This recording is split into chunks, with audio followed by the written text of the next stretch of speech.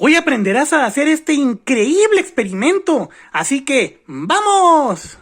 Es muy sencillo, solamente necesitas un pedazo de cartón, una varita, unas tijeras, un lapicero, una hoja de papel, una vela, un encendedor y por último un alfiler.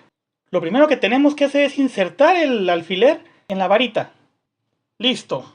Ahora necesitamos que nuestra varita quede en una buena posición de nuestro cartón. Así. Ahora dibujaremos un círculo en forma de caracol. ¡Listo! Y vamos a recortarlo sobre las líneas. Ahora colocamos el papel de esta manera. Y vamos a prender la vela. Una vez encendida la vela, la pondremos por debajo del papel. Y observa la magia.